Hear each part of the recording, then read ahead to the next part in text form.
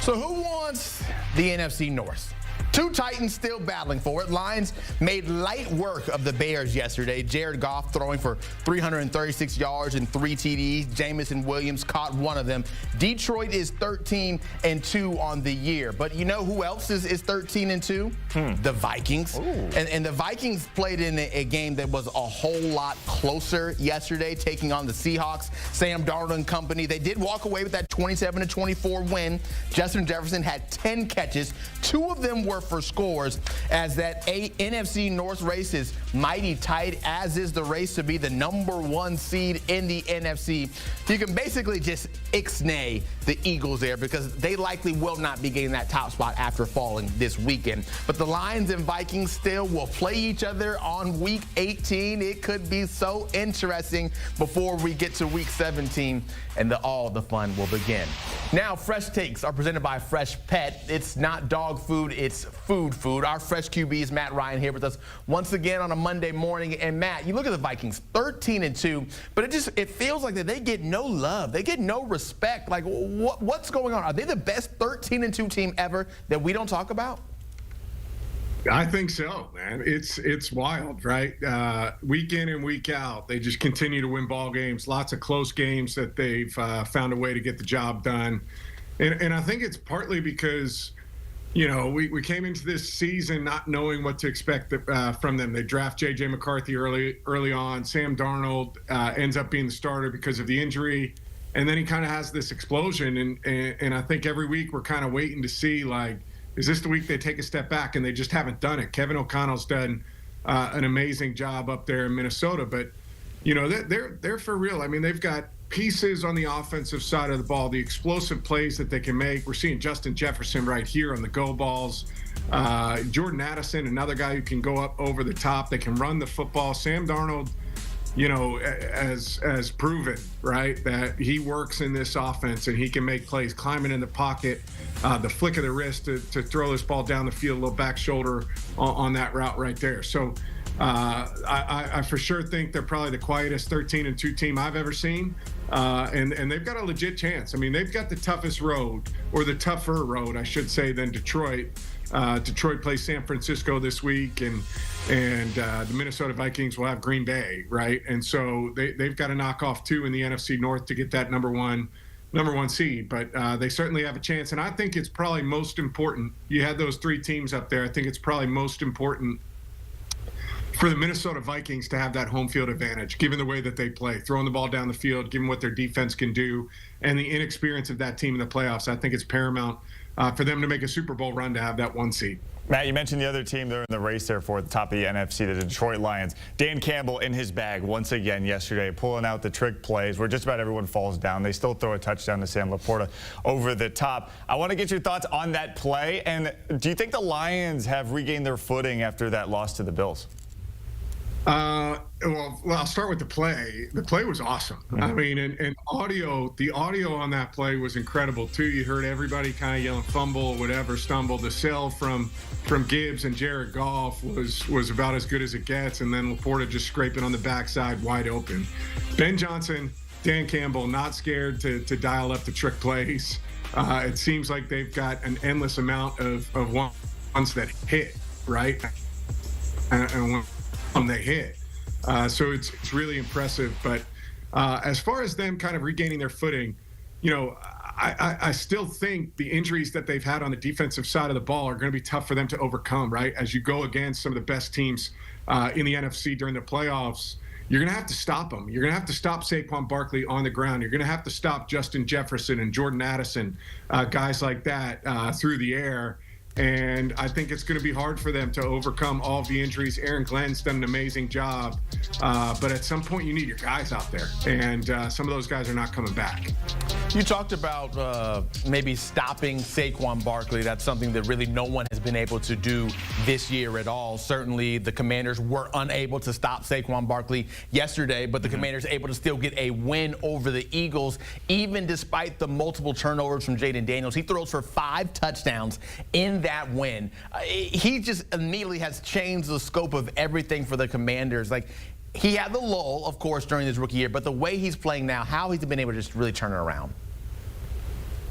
He's unflappable. I think that's the biggest thing I see when I watch him is that, like you mentioned the turnovers yesterday, he has the late interception, but then goes right back down the field and just doesn't hesitate to go out there and make plays. He's got incredible poise. I think he's comfortable in the high-pressure situations.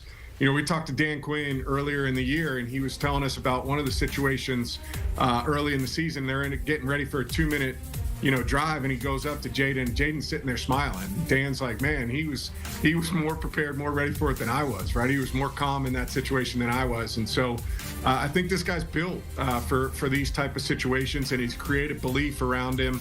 He's playing unbelievable football right now. I think he locked up the Rookie of the Year with his game, winning touchdown pass yesterday. He's had a great season. And so I think the Commanders, who knows, right? They get into the playoffs. Maybe they have an opportunity to get hot, to have some of those late game wins. They've proven they can beat good football teams. We'll see where it shakes out, but they've done an amazing job this year in Washington. Matt, obviously, Jalen Hurts exiting that game plays a big role in Washington coming back. How concerned are you now for the Eagles with 2 games left? Zach mentioned it. Maybe the NFC 1 seed isn't up for grabs anymore. They're in a dogfight now with Washington. How important or how serious is this injury for them right now? Yeah, Zach ixnagged them from the 1 seed. I did. I threw it away. Throw an X through them. They're gone. But listen, I think they're built to win on the road. So my overall concern for them, if Jalen is unavailable for the rest of the regular season, is not that high, right? Mm-hmm. They run the football really well. I think their defense is fantastic. I know they gave up a bunch of points yesterday, but I think that formula is going to travel, and I think they're a tough, resilient football team. And so I think the way they're running the football with Saquon Barkley, the year that he's had, I don't think the 1 seed, they'd love to have it, don't get me wrong, but I don't think it's a game breaker for them. I think they have the ability to go on the road and beat some of those teams, given the way that they're built. Yeah. Of course, still want to have your QB when you can have him. Our QB, Matt Ryan, we know you will still be here a little bit longer. We're going to break, and then we'll kick it back with you on the other side. Yeah, of course, we got to bring Matt back to talk about his old stomping grounds there in Atlanta, where there's a new QB under center. Could Michael Penix Jr. fix the Falcons' QB play? And how did he look in his first start? We'll get Matt Ryan's answer to that when we come back. Well, the Falcons ushered in a new era at quarterback on Sunday. Michael Penix Jr., the number 8 overall pick, taking over for Kirk Cousins in Atlanta, getting his first NFL start against the New York Giants. We can't talk about the Falcons, though, unless we have our Falcon, Matt Ryan, who did you bring out the guitars? Noah's telling me in my ear. We're playing music going into this highlight here. No? Okay. They're just in the background. It's all good. All right. Don't worry. The Falcons playing sweet, sweet music against the Giants yesterday. Luke Cousins giving Michael Penix a little pat on the back as he heads out for his first career start mid-second quarter. And Giants up 7-3. Drew Lock's throw going to get picked off. Jesse Bates III going for 6. Takes it back 55 yards. And any quarterback, rookie, vet, you got to love that. Falcons grab a 10-7 lead. Bates' 3rd career pick 6, 2nd in a Falcons uniform. Late second quarter, Falcons from the Giants 35. Penix connected to Darnell Mooney over the middle, and he's going to run to about the 15, 19-yard gain. 3 plays later, Bijan Robinson breaking tackles, finds the end zone. Falcons grab a 10-point lead. Robinson 10th total touchdown of the season. Next Falcons drive, Penix looking for Kyle Pitts, and oh no, Matt, you got to help out your rookie quarterback. That can't happen, right? Can't have that happen right there with a little stick route on the right-hand side. Maybe a hair late on the throw, but double clutch. But it's right in the chest. Kyle Pitts. That's a play he's got to make. Fisticuffs aside, the Giants get the turnover, return at 26 yards. And so now Michael Penix ends the half 9-16 there, as you just saw. Second play of the second half, Lock's throw. This time gets tipped and picked by Matthew Judon. Falcons grab a 24-7 lead off another defensive score. 27 yards on the return, 24 unanswered points for Atlanta. Drew Lock having a bad day. Mid-third quarter, Penix dumping it off to who else? Bijan Robinson. Just let your playmakers go to work. He gets inside the 5. Then Bijan going to just scoot into that corner of the end zone. Falcons Falcons go on to win last night 34-7. Robinson's third multi-touchdown game of the season. And yep, Giants brass not happy about that for sure. Back-to-back wins for Atlanta after a 4-game losing streak. And there's Michael Penix, number 18-27, 202 yards. And of course, that one interception there, which may or may not have been his fault. But look, Matt, I know it's a small sample size. They got the win. But when you look at the job Michael Penix Jr. did in his first start, how do you grade him out here? I thought he played well. I really did, and I don't put that interception on him. I think that's a play that Kyle Pitts has got to make, protect the football. Sometimes it happens, though, right? That's the rub of playing the game, that the ball tips up and bounces. I thought he threw the ball really well. I thought one of his best throws of the day was a post route to Darnell Mooney that got called for pass interference. If Darnell Mooney doesn't get tugged, that ball is falling right in the breadbasket. So I thought he pushed the ball down the field very well. I thought he threw the crossing routes, really well. More importantly, though, let's get Zach's take. I think this is the best uniform in the NFL when the Falcons wear the throwbacks. I know Panthers fan up there, but you still have to admit, there's nothing better than these uniforms when they're in the throwbacks. Black and red is an undefeated color combo, so I can at least I can give you that, and that's really all I can give you. But when you talk a little bit more about Michael Penix, do you think that this surely just one game, but does this maybe solidify, okay, this was a good decision by the Falcons brass to take Penix over to draft someone to bring help for Kirk Cousins? Yeah, and I think the reasoning, right, and what they said was they felt like they had a team where they weren't going to be drafting in the top 10. At least they hoped in the foreseeable future, and they wanted to secure the quarterback of the future. Obviously it didn't shake out. This season didn't shake out the way that they had hoped with Kirk Cousins and his performance. But I do think Michael Penix is he's going to be solid for the Atlanta Falcons for a long time. He's a guy that throws with anticipation. We saw in that clip, he hit that crossing route. He was starting on the right side, progresses back, finds that ball over the middle, and delivers it quickly. I think that's the stuff that translates well to playing in the NFL. I also think the system fit, right, of running that football. We saw a bunch of Bijan Robinson in that highlight. So running the football, having some of the play action off of that to push the ball vertically downfield, I think that fits into his skill set, and I think he's got better movement than people give him credit for. So I like what the Falcons did. I think anytime you have an opportunity to secure that position long term, you have to be aggressive in doing that, and we'll see how it shakes out in the future. But I thought a really good start, and good for Penix too, right? Like, get your first start against the Giants, get your feet wet. Now they got a big game coming up against the Commanders, sitting on top of the NFC South. It's going to be fun to watch. Matt, you tried really hard to put me in a position where I had to kind of give some props to the Falcons. Now I'm going to put you in a spot where you have to give some props to the Panthers because, of course, Bryce Young, we've seen him play better and better and better, most recently getting a win yesterday at home against the Cardinals. What has been different about Bryce Young's game that we're seeing right now compared to last season and all the way up until when he was benched? He's comfortable with pressure around him, and I think that was the thing that we didn't see in the first year. We didn't see in the first couple of games this year. He made a throw on a crossing route yesterday, though, with a defender bearing down on him.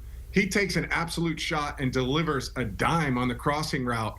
And that, to me, is the thing that jumps off the screen, right? That was something I had not seen from him in the first year in the NFL or the first 3 games. But you've seen it kind of consistently now the last 5 weeks of him being able to handle pressure. I think immediately of the Kansas City game. Late in the game, they send a cover 0 blitz at him. He throws this ball to the left. You see right here coming over the top, dropping that go route in. The touch, the anticipation, the timing, and his freedom of movement, right? Like, he's got a flow back to his game that we really saw from him when he was at Alabama. He was always kind of a free-flowing player, and that was something we didn't see early on from him. But certainly the last 4 or 5 weeks, we've seen him kind of moving around, making plays, handling pressure when it's presented to him, and having an answer for it. I've been really, really impressed with Carolina, and I think, given what he's shown, they have a guy that they can build around now, and they have that belief in the Carolina building that Bryce Young is their guy moving forward. Matt, I'm sorry that Zach force-fed that question into the Carolina Panthers. This is a weekly battle. This is a weekly battle. This is a weekly back and forth. Just really wanted to get it in there. All right, Anthony Richardson for the Colts. The Colts scored 38 points yesterday, but Anthony Richardson only had to throw the ball 11 times. How important is this run game with Jonathan Taylor to his development as he continues to grow? I think it's huge, right? You take kind of the pressure off of Anthony Richardson. I'm not putting too much on him in the passing game, but Anthony Richardson's impact was felt in the running game as well. I know Jonathan Taylor had the big day, but 9 rushes for AR and 70 yards and a touchdown. He's a playmaker with the ball in his hands. And I think Shane Steichen has done a good job of kind of steadying the ship, much like Bryce Young going to the bench, coming back off it and steadying the ship, right? And allowing him to play to his capabilities right now. And I think, hopefully it's a little bit better next year, and there's kind of progress for him in the passing game. But if they run the football like they did yesterday, they play defense, they're opportunistic on the defensive side of the ball.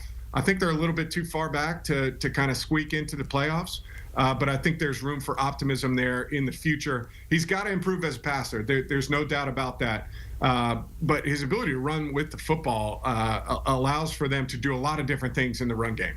Yeah, Anthony Richardson making all of us Gators very happy to see him do better and better. Matt Ryan, thank you once again. We always appreciate it having you on here on a Monday morning. We will catch you again very soon. And we talk about college. Gators aren't in the CFP. We will be next year, though. But the teams that are still playing, the new ones entering the chat, Arizona State, Boise State, how maybe they can do with the big dogs coming, Georgia and all those. Chip Patterson will be with us a little bit later with The Buzz.